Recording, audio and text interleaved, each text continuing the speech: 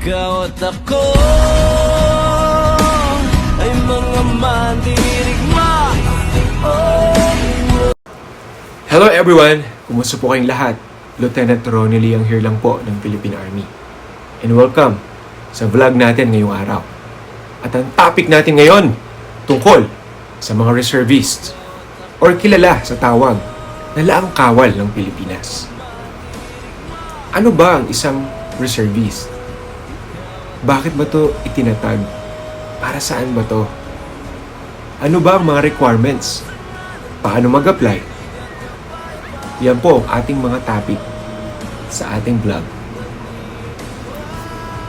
Ang Reserve Force ay naitatag sa bisa ng batas o ng Republic Act 7077, the Citizen Armed Forces of the Philippines Reservist Act noong June 27, 1991. Ang Reserve Force ay itinatag para sa mga sumusunod na mga layunin. Unang-una, to assist, to aid, and to support the national defense in times of war, invasion, and rebellion. Isa sa magandang halimbawa na noong Marawi Siege, may mga reservists ang tinawag para tumugon sa tawag ng tungkulin, tumulong at sumuporta sa nagaganap na digmaan. Kung sakali, in the near future, kung sakaling magkaroon ng digmaan laban sa ibang mga bansa, ang mga reservists ang tatawagin para pandagdag bilang sa mga regular na mga tropa o mga sundalo natin. Sa kasulukuyan, meron ho tayong more or less 150,000 na mga sundalo. Meron naman tayong 1.7 million reservists at nadadagdagan pa taon-taon.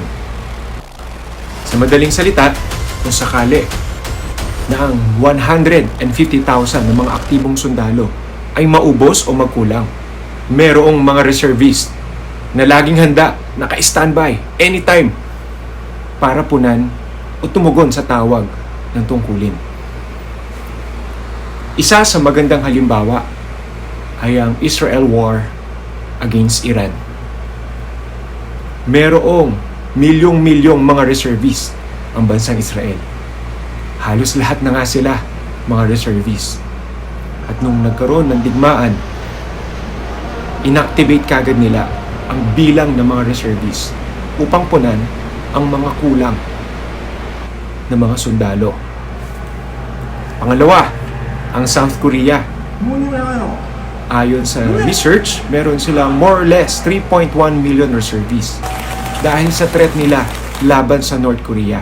Sa panahon ng digmaan, merong mga reservists din na naka-standby para punan ang mga kulang sa kanilang mga active o regular na mga sundalo kung sakaling sumiklab ang digmaan. Pangalawa, kaya itinatag ang Reserve Force ay para i-assist ang bansa sa panahon ng disasters or kalamidad. Kagaya na lamang ng mga ginawa ng ating mga reservists pag mayroong bagyo, mayroong lindol, may baha. Ang membro ng laang kawal ng Pilipinas o mga reservists ang isa sa mga first responders natin. Hindi naman po pwedeng basta-basta nating ihilahin ang ating mga aktibong mga sundalo na nagbabantay at nag-ooperate sa bundok para mag-distribute ng relief goods, mag-pack ng relief goods, mag-rescue ng baha. Ang mga reservists po ang isa sa pinakaunang responders at handa lagi natutugon sa tawag ng tungkulin. Mag-rescue sa mga baha, mag-pack at distribute ng mga relief goods, tumulong sa mga kalamidad. Kaya maraming salamat talaga sa lahat ng membro ng Laang Kawal ng Pilipinas, sa mga reservists, sa inyong dedikasyon, sa inyong paglilingkod sa ating bayan. Mabuhay kayong lahat. And number 3, to assist in nation building. by supporting socio-economic development. Ano-ano po ba ang mga qualifications para ikaw ay maging isang miyembro ng Reserve Force o Nalaang Kawal ng Pilipinas? Unang-una, kailangan ang edad mo ay nasa 18 to 64 years old.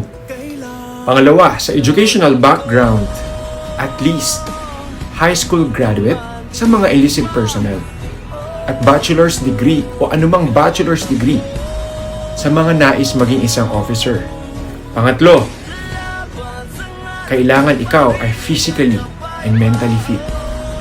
Kailangan maipasa po ninyo ang anumang medical examinations sa anumang government hospitals. At pang-apat, clean background. Ibig sabihin po, walang anumang pending na mga kaso. Ito man ay civil or criminal case. Ano-ano ba ang mga ilang basic requirements upang ikaw ay maging miyembro ng Reserve Force o Nalaang Kawal ng Pilipinas? Number 1, original copy ng iyong birth certificate mula sa Philippine Statistic Authority na may kasamang resibo. Pangalawa, authenticated copy of your diploma at ng iyong transcript of records. Pangatlo, ito na ho yung mga clearances: NBI, police, and barangay clearance. Ano-ano po ba ang mga hakbang sa application process?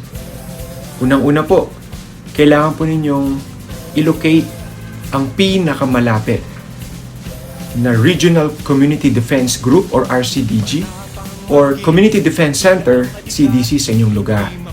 Pangalawa, isubmit ang inyong application na naka-attach ang inyong mga requirements.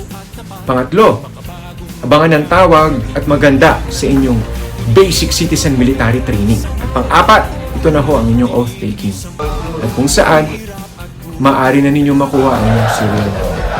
At sa mga karagdagang impormasyon, bisitahin niyo lamang po ang iba't ibang mga social media platforms ng Armed Forces of the Philippines.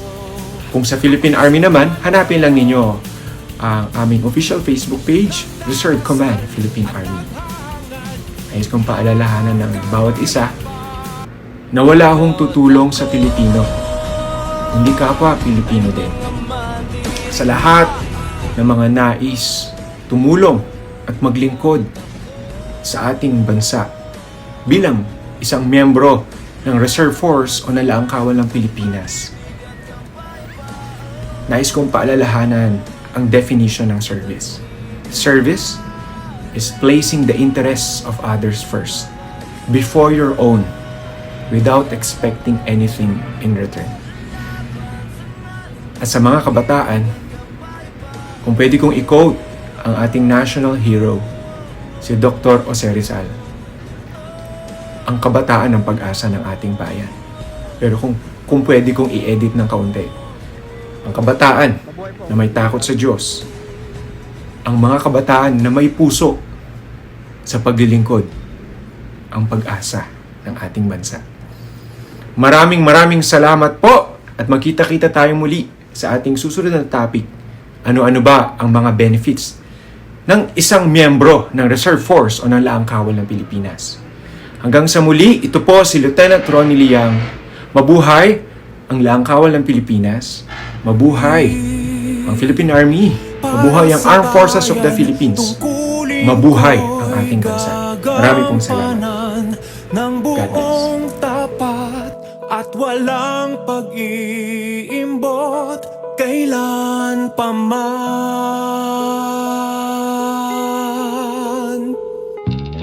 Para sa bayan, susundin ko ang batas na pinaiiral.